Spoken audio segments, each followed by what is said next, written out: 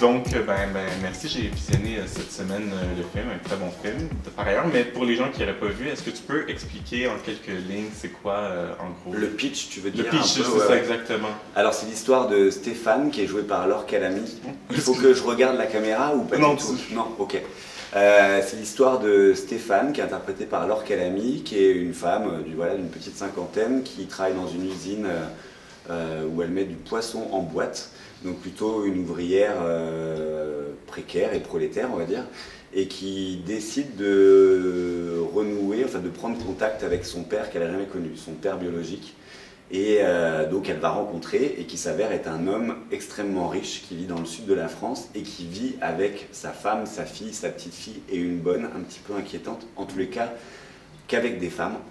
Et c'est un film qui va raconter cette rencontre et surtout la manière dont Stéphane va être plutôt fraîchement accueilli.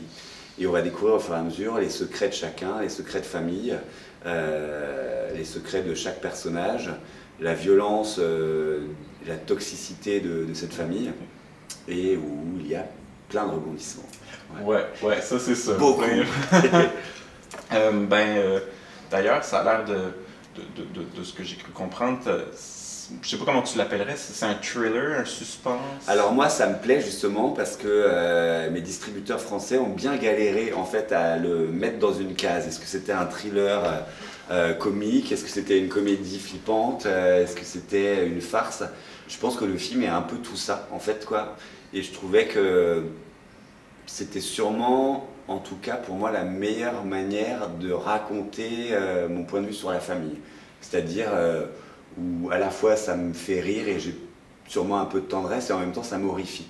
Donc voilà, j'ai essayé de trouver à la fois la grammaire cinématographique et puis d'essayer de décrire ce script qui raconte un peu voilà, cette ambivalence de mes sentiments par rapport surtout à cette injonction à faire famille. Ouais, je comprends. Est-ce que, puis d'ailleurs, est-ce que ta propre famille, ça a été parmi tes inspirations pour ce film-là? C'est quoi tes inspirations? Alors non, je vous rassure, ma famille est folle, mais pas aussi toxique. Mais en tout cas, le point de départ, moi ça faisait longtemps que j'avais envie de faire un film sur la famille, ça a été les retrouvailles de ma mère avec son père biologique, qu'elle n'avait jamais connu. Et donc ça, je trouvais que c'était un bon point de départ, du moins pour raconter cette histoire. Et puis justement, c'est ce qui s'est passé en réalité sur une opposition très forte de classe. C'est-à-dire moi avec une mère, et en tous les cas une famille assez prolétaire de région parisienne, et la rencontre avec un père, alors moins riche que celui du film, mais en tous les cas une famille et un père banquier, très riche et très à droite, ce qui n'était pas du tout le cas chez nous. Et donc je trouvais que c'était intéressant d'un seul coup cette histoire familiale synthétisait un peu voilà, toutes ces obsessions que j'avais, à la fois d'opposition de classe, de transfuge de classe, et puis et voilà, encore une fois sur cette obligation à faire famille, et d'un seul coup est née cette histoire, et je trouvais que c'était le plus cohérent par rapport à ce que j'avais envie de raconter, de à la fois un personnage principal qui n'a pas de famille et qui est prêt à tout pour en avoir une, et des personnages qui en ont une et qui sont prêts à tout pour la faire exploser. Voilà, mon rapport légèrement ambigu avec la famille. Oui, je veux pas mettre des mots dans ta bouche, mais je sentais en quelque sorte qu'il y a aussi une sorte de réponse à MeToo avec ça. Est-ce qu'il y avait Dans tous les cas, c'était intéressant. Moi, j'avais envie, puis par rapport effectivement à ma propre famille aussi, en fait, j'avais envie d'inventer une famille qui est à l'opposé de la mienne, c'est-à-dire que dans ma famille, il n'y a aucune femme, en fait, quoi. C'est-à-dire que, évidemment, il y a des épouses, mais il n'y a pas de filles, en fait, quoi. Donc c'est assez étonnant, en fait, où j'ai beaucoup de cousins et tout ça, mais jamais de cousines, ni de petites cousines. Et quand même aussi, au sein de ma propre famille, mais aussi de la famille d'à peu près tous les gens que je connais, une figure patriarcale assez forte et assez puissante. Et moi, j'avais envie de raconter ça quand même. Je ne sais pas si c'était post-MeToo, parce que moi, les questions féministes et tout ça m'ont toujours soit intéressé, ou en tout cas faisant partie intégrale de mon ADN. De toute façon, c'était même pas une question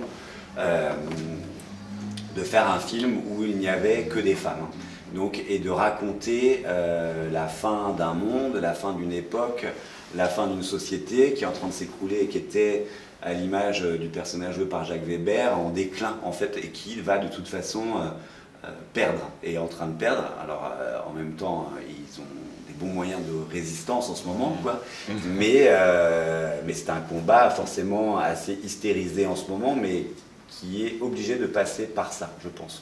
Ouais, je comprends. Ben, d'ailleurs, tu m'as un peu pris sur une autre de mes questions, mais donc j'imagine que toi, ça t'a vraiment interpellé, tout l'aspect d'un monde qui tourne alentour d'un seul homme, là, ce genre de patriarcat et tout ça, c'est quelque chose qui t'interpelle? Ah bah oui, forcément. Parce que déjà, je trouve ça très effrayant. Et puis, et en même temps, je voulais pas non plus être... il était hors de question à la fois de traiter de ça et en même temps de faire des femmes qui l'entourent des oies blanches. C'était pas du tout l'idée. Je pense que toutes les femmes de mon film sont à la fois des victimes de cette société-là et en même temps sont aussi très inquiétantes et très violentes en fait, quoi. Et je trouvais que c'était intéressant, voilà, c'est comment dire, c'est de prendre le mal à la racine. De toute façon, ça s'appelle l'origine du mal, c'est pas pour rien. C'est de prendre le mal à la racine et du coup de raconter. Ça, c'est un discours méta par rapport à l'histoire du film, mais les dégâts collatéraux aussi que cette société nous font vivre à tous et peut-être aux femmes, en tout cas, que je connais dans leur propre famille. Là où je voulais en venir, c'était. Il y a un couple lesbien dans le film et tout. Est-ce que ça a été difficile d'approcher ça? Est-ce que tu avais peur de peut-être explorer de manière... Ah non, pas du tout. Non, moi de toute façon, vu que c'était à partir du moment où en fait il y a eu une décision radicale au moment de l'écriture du script, où je me suis autorisé l'idée qu'il n'y aurait que des femmes dans le film. C'est-à-dire que même les figurants seraient des femmes. Donc il y a 250 femmes dans le film, en gros, et un homme, et puis 2 autres en rab à la fin. Mais à partir de ça, déjà je pouvais m'autoriser à aller très loin, en fait, puisque c'était pas du tout plausible ni réel. Mais dès le départ, dès les premières versions du script, il n'y avait que ces personnages féminins dans la famille et que ça me permettait d'explorer toutes sortes de relations, c'est-à-dire à la fois des relations de mère-fille, des relations de sœur, demi-sœur, des relations de grand-mère, petite-fille aussi, mais aussi des relations d'amantes aussi, quoi. Et non, ça n'a pas du tout été une question, à partir du moment, enfin un problème du moins, parce que en plus le personnage que joue Laure Calamy, c'est quelqu'un aussi qui arrive à être proche des femmes qui l'entourent grâce à ça, grâce en tous les cas à quelque chose d'à la fois sexuel, mais aussi de sensuel, de très féminin, on va dire même d'une manière très cliché, en tous les cas qui arrive à ses fins, toujours de cette manière-là, en fait, à la fois d'être la bonne personne au bon moment, en fait, quoi.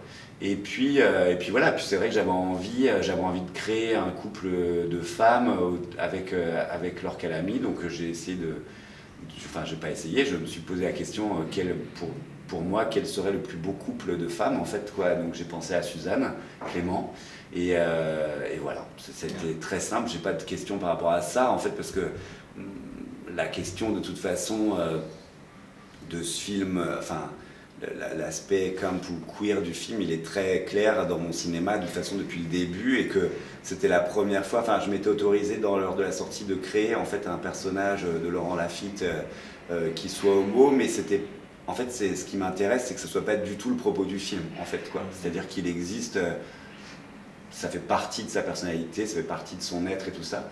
Mais là, étant donné qu'en plus le personnage de Laure Calamy est visiteuse de prison, elle travaille dans une usine où il n'y a que des femmes, que forcément les relations charnelles entre les femmes ne pouvaient pas du tout être...